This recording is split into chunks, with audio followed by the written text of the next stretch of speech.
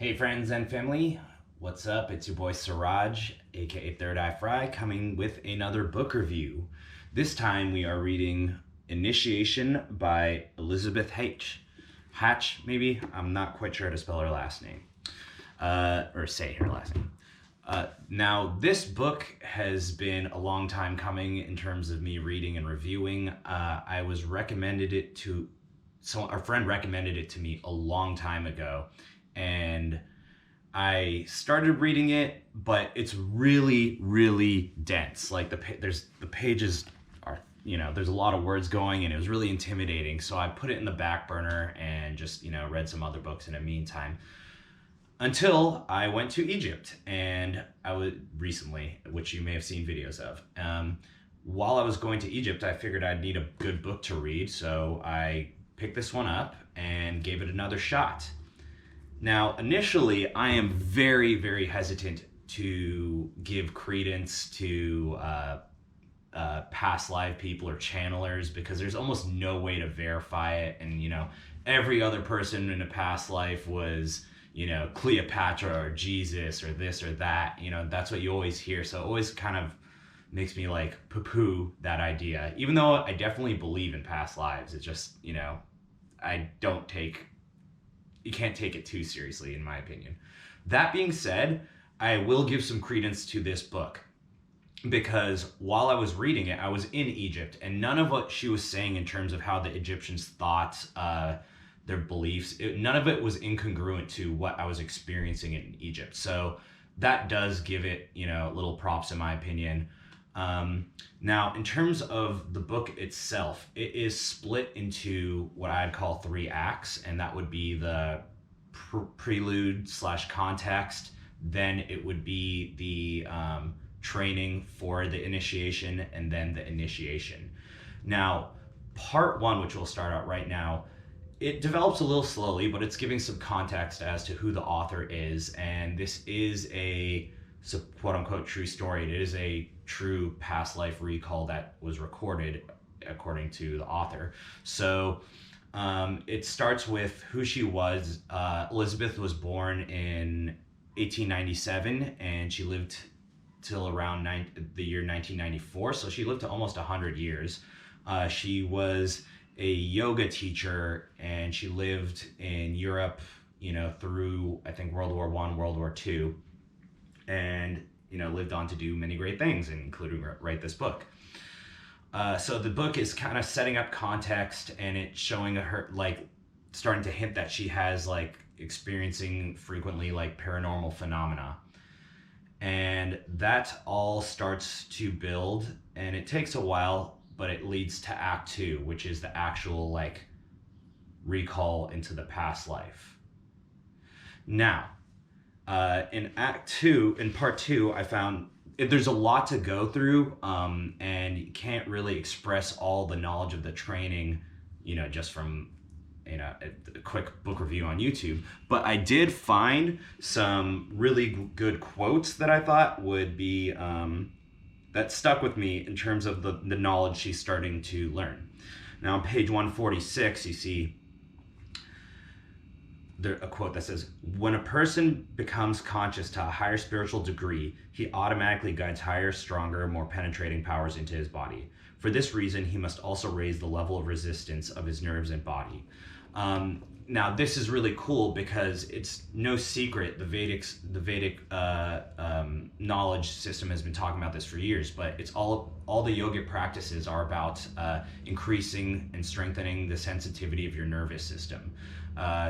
They believe that your nervous system is what controls your experience of this whole reality. So if you can finely tune them and strengthen them and make them more sensitive to reality, you'll be able to pick up a higher range of sensory experience, thus experiencing a wider reality. With that training, though, with that practice, you have to train very hard that your nerves can handle this thing. You have to literally strengthen and loosen them, and with that, the benefits start flowing. So I thought that was really cool. On page 183, there was another quote. It's better for a person to suffer material or physical ruin, even death, than to lose his soul.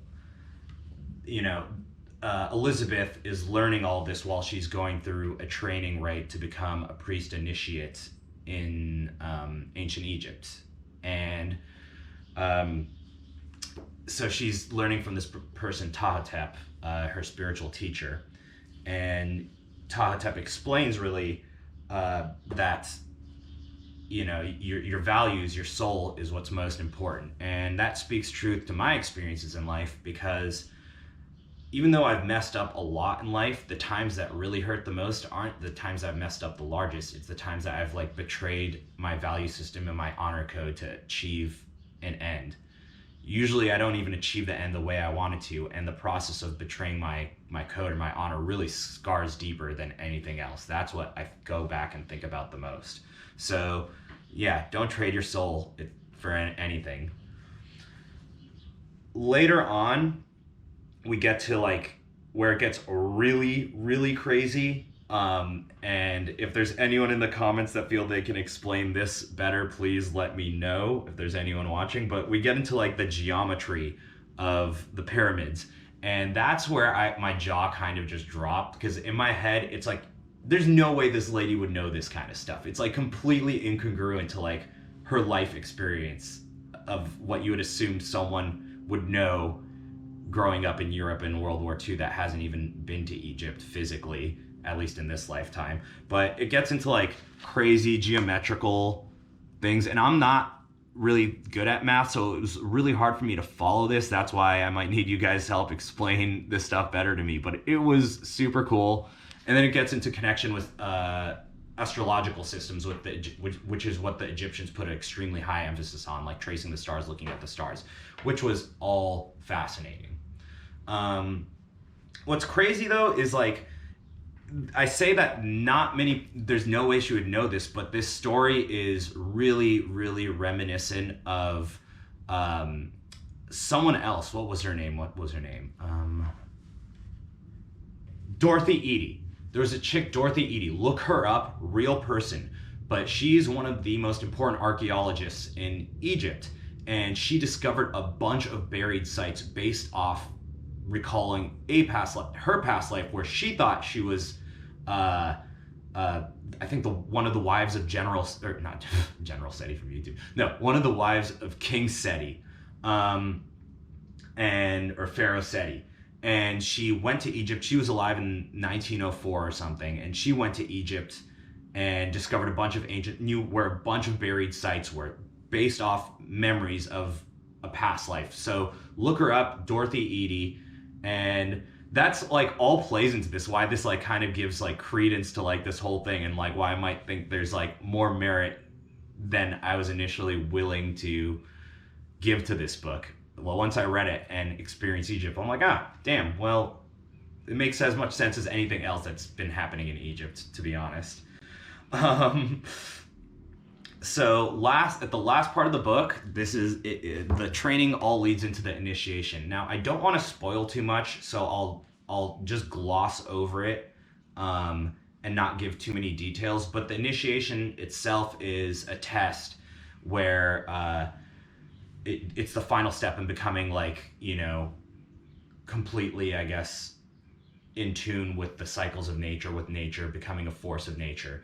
And it's really beautiful to experience. It gets all trippy, going through different dimensions, different realms, past, present, future.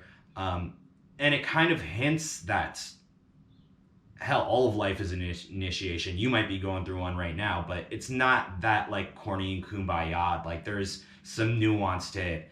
And the things that Elisabeth has to go through in this initiation would bring a tear to a lot of people's eyes. It gets really heavy and really dark and really insane, but things piece together in a very beautiful way, and it ends up teaching a lot. So I'm not going to go into the ending. As I said, I don't want to spoil anything, but I can wrap this up and say that this was an amazing book, absolutely phenomenal. I do highly recommend reading it.